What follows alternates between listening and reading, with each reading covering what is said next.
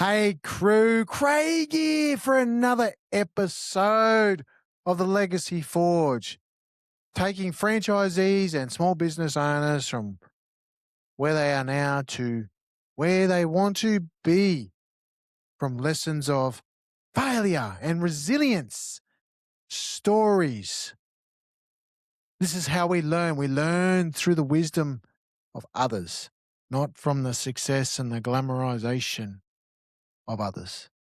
So today's episode, this one's an interesting one. I've had a pretty interesting week this last week. So, hey, first up, like and subscribe, Spotify, Apple Podcasts, and YouTube for the video. Yes, you can see the handsome me on video doing these amazing solo episodes that I love doing. Yeah. So today's episode is all about lessons from 200 cold calls. That's right. Cold calls. Picking up this. Dialing someone on the phone who's not expecting my call. Yeah. Pretty scary, isn't it? I get fired up, man. Initially, the very first 5 or 10 calls are,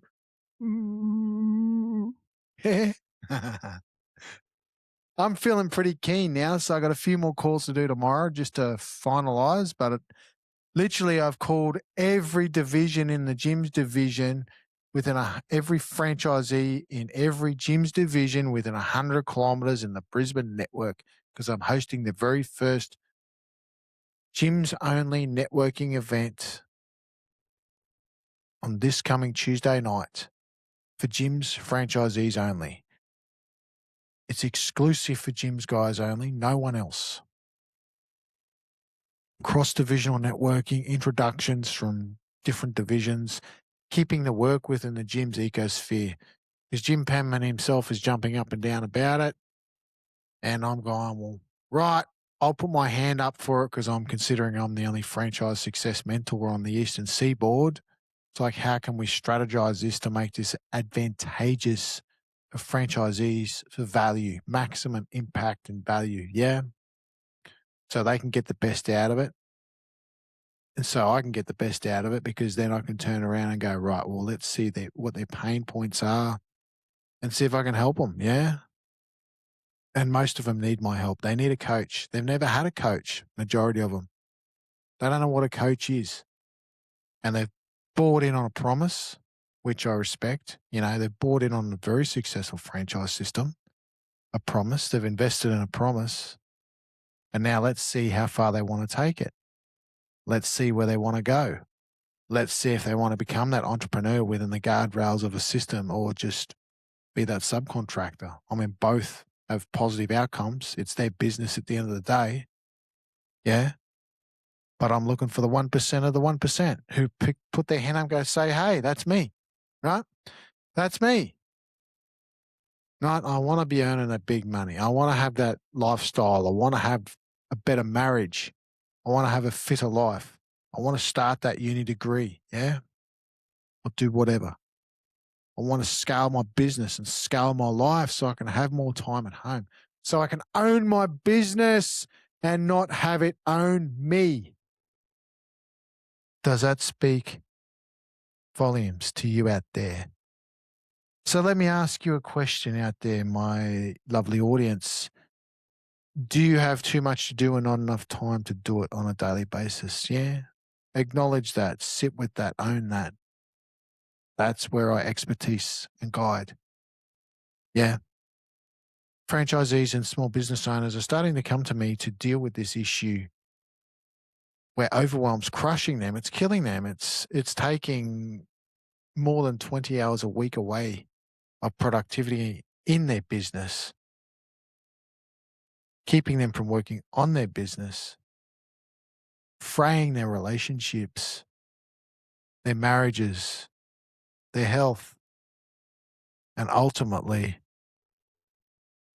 their livelihoods at the end of the day. So working with me, I'm able to take them from doing their business or being stuck in their business in their life to being. And that's where the Arete Method sort of kicks in around the gyms Empower Me.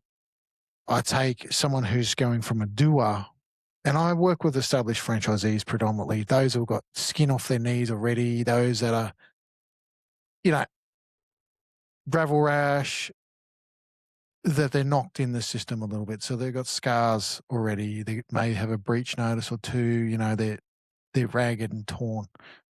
And they're pretty much on that verge of either giving up the franchise, or the marriage is almost out the door, or the health is, going down the gurgler, or addictions are taking control of their life. So that's kind of my zone where I work. I don't aim to work with these types or this target market. I come out of the second chance man, rebranded because I got totally destroyed by a coach who literally had a go at me that I was going after soy boy bitch men, men who gone through divorce, right, and lost their shit from an ex, not seeing their kids, and they didn't sign a prenup to begin with. So I was attracting those types of men who wanted safety and not accountability. They just wanted somewhere to hide. And the coach I had, and still have at the time, really destroyed my whole dream of that and rebranded me into something else. Right. So it's not that I won't come across this type of behavior. It's just I'm not focusing on that type. Yeah.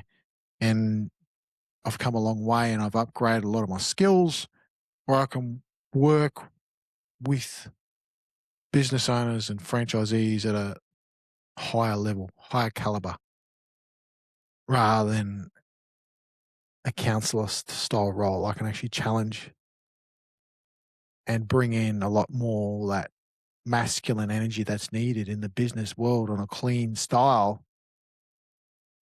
and challenge these guys to put their big boy pants on and go, okay, well, I'm in business. I need to grow the fuck up and take some ownership of my life and responsibility. I've put in, 50, 60s, $100,000 on a promise.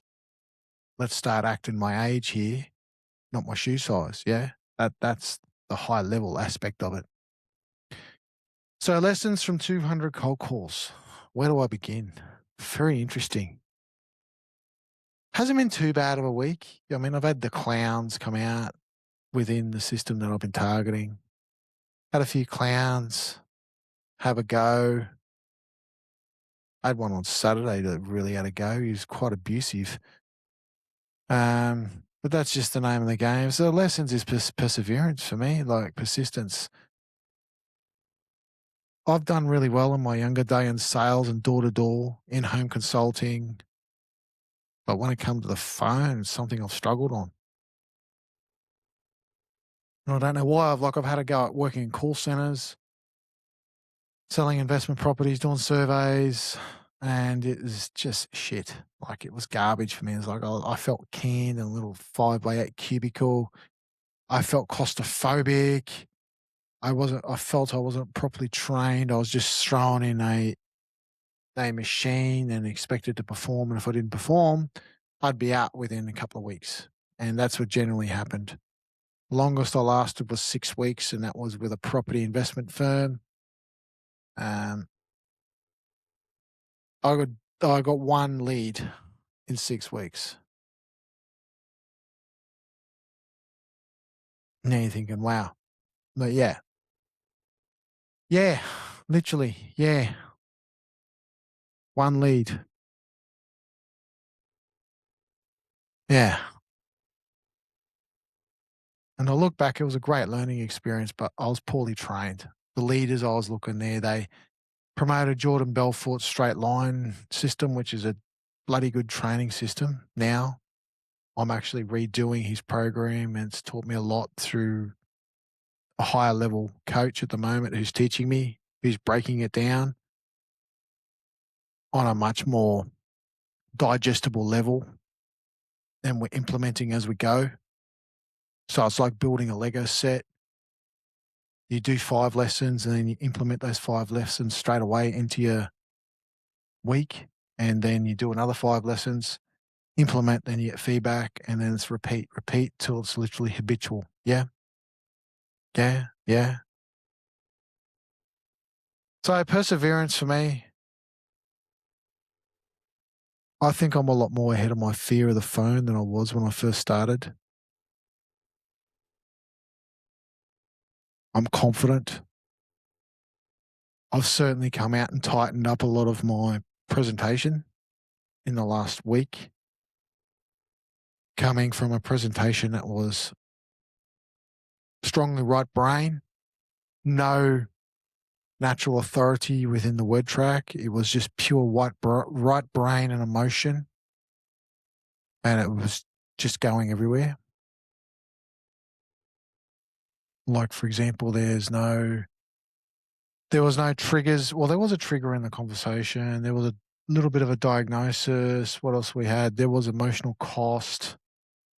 There wasn't the bridge. The financial and the logistics was just like a pump and dump and see you later. There was no insight or authority to it. There was no there's still no qualification. So I've had to tighten my end up and qualify the leads myself, which has been a lesson in itself. Because, where am I? So the master word track that I've recently done in the last few days, because again, I've trialed it and I've had a couple of leads that have come through that have been a great fit emotionally and mentally, but logistically not in space, financial space. They were logistically broke, right? They should not have been qualified. So I've had to tighten both my presentation and my triage up a lot because I do not want that to happen a third time. I pretty much got one more lead that I'll call tomorrow who's come through the database as looking for work. I'm not a career coach. I have no interest in career coaching. That kind of stuff is not my interest. No, it's not. Because majority of them have been on unemployment benefits for a long time. 12 months or more, they're fretting, they need a job, they're out of money, they really need a career coach who's in an employment agency who knows how to combine coaching with career. That's not my skill. Yeah. My skill is more life strategist with business owners and franchisees because I can look at someone's business, I can look at someone's, pretty much their business and map their behaviors and use all my training and skills, bring it back on them, which doesn't take much. And I'll be going in and upskilling myself very soon for EMDR therapy. So I'm going to get that as a legitimate training. It's been recommended to me that I do it. I've got the base foundation through my Master Trainer's NLP, but there's another level so I can read trauma a lot better. Yeah. So 200 cold calls. So perseverance and grit. Learn to have a thick skin. The rejection's not about you, it's about them. I'm just the mirror. I'm just the vessel holding the mirror up. And someone who tells me, why call him on a freaking Saturday? Well, why not? Saturday is a fucking business day. The shops are open. Woolworths is open. Retail shops are open. Trade's open. I can book a tradie on a Saturday. I can book a consultant on Saturday. But why can't I call you and you're in your own business?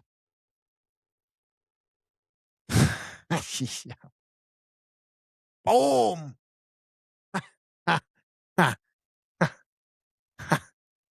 I had a few of those yesterday. Why call me on a Saturday? Well, because Saturday's a business day. Yeah? Eh? Exactly right. And I learned long ago in an insurance game when I was selling life insurance. And this is a nifty little trick that I should use a lot more of is if you're in business, expect it to be pitched 8 to 10 times a day. because you're in business and you have a business phone number. That's marketed on a business site, especially for franchisees, right? Public data. Now, if you're not a business owner, if you're private, in other words, you're residential, that's a different argument.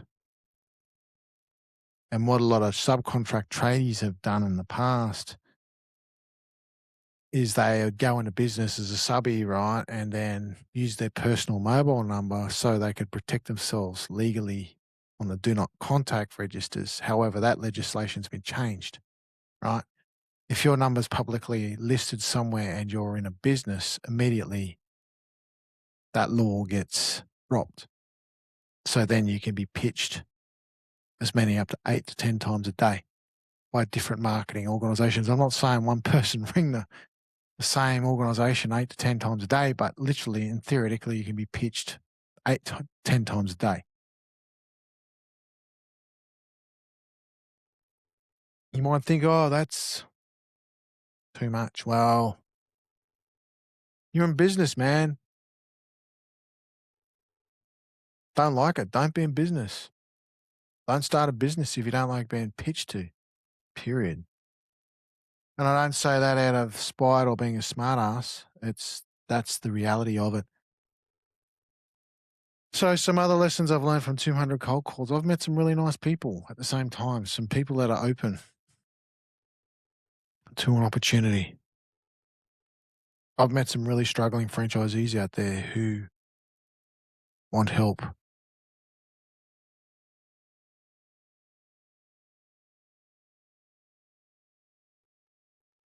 Who need help.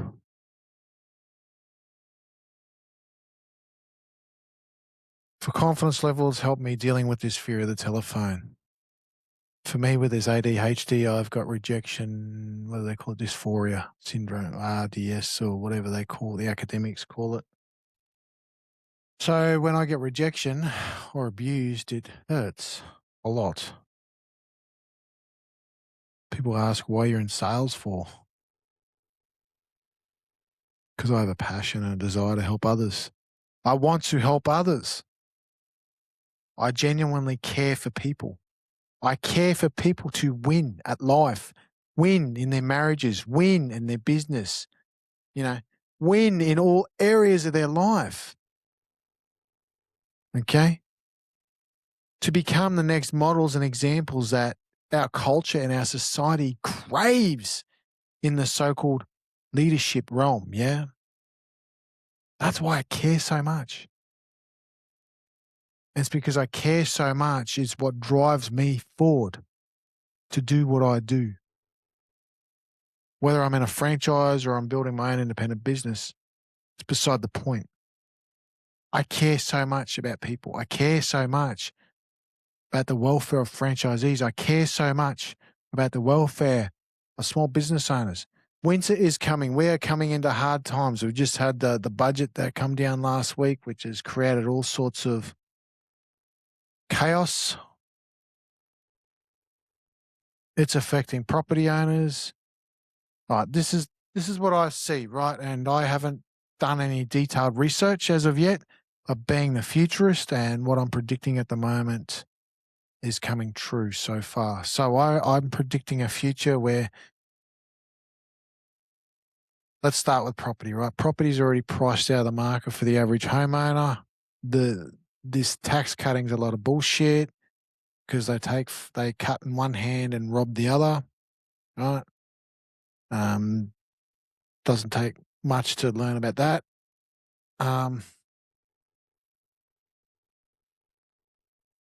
Property buyers or property agents. I think there was a spruiker getting around selling these $45,000 programs there for a while. He did really well, become buyers agents. They're all going to dry up because property's out of reach. So they'll be looking for work or they'll have to pivot out, right?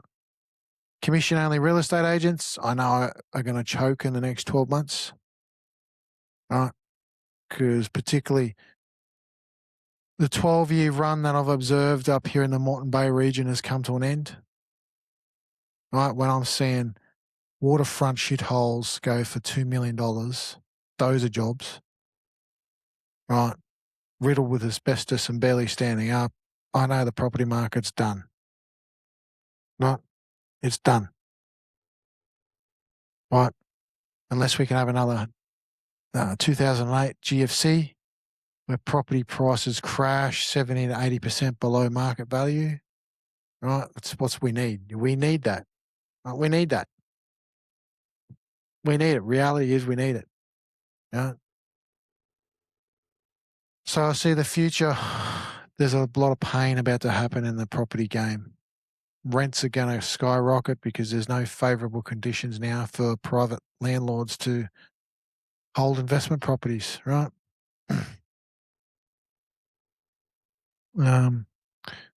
What else are we looking at? Small business is going to be hit hard, right? Unless you have a trade or trade service business, you're going to struggle. You will struggle, right? So unless you have an independent trade business, roofing, plumbing, mowing, building pest, test and tag, you will struggle. Right? Retail is almost a thing of the past. The internet age has come and gone. The digital age has come and gone. We're now in the app and on-demand age. Yeah, which is a build on from the digital age. I can do my grocery shopping on a fucking app. What do I need to go to Woolworths for? Really? I do all my shopping pretty much I do my extensive of my shopping on Amazon. Why do I need to go to retail shops? Retail's dead. Yeah.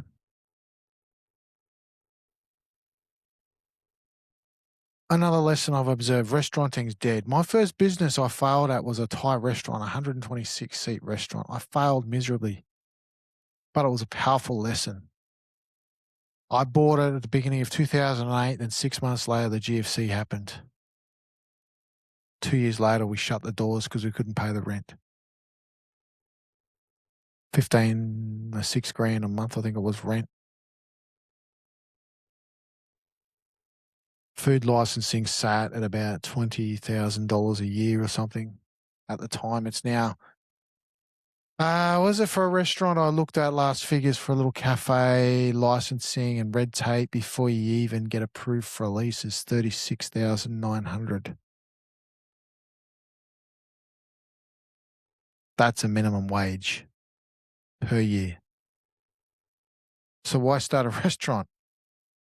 And I look at the franchises. Why start a franchise restaurant? I mean, yeah.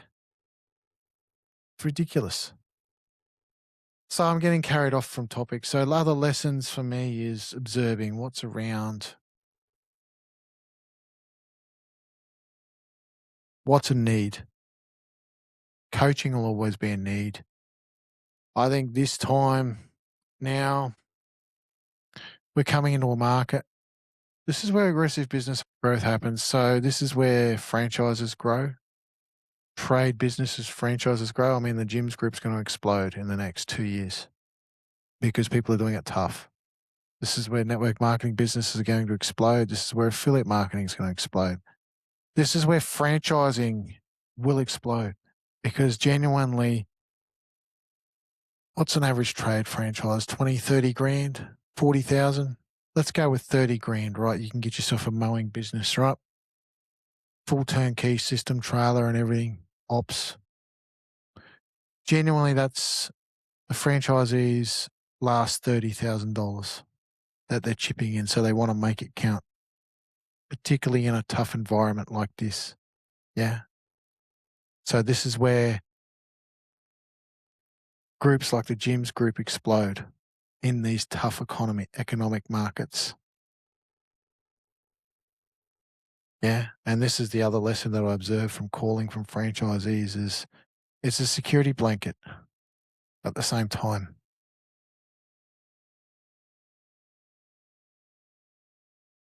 Mm. Anyways, guys, I've rambled on for a bit. So that's some lessons from 200 cold calls, literal cold calls. I know it's probably touched the surface. And it's one of those episodes that I haven't really written anything down to prepare. I've just gone off cuff. So there you go. Anyways, that's it for today. Like and subscribe, Apple, Spotify, and YouTube for the video. And of course, if you find some value from this podcast and you'd like a 30-minute one-on-one connection call to see if we can partner, build a relationship and add value to each other, there'll be a link below for my calendar. All right. 30-minute call, no commitments. Let's have a conversation. And coming soon, I have Joseph Michelli coming on the Legacy Forge podcast. The interview has been done, been recorded. I'm just waiting for the final edits and approval from his team. So that'll be up soon. All right, guys. Bye for now. See you on the next episode. Yeah. Bye for now.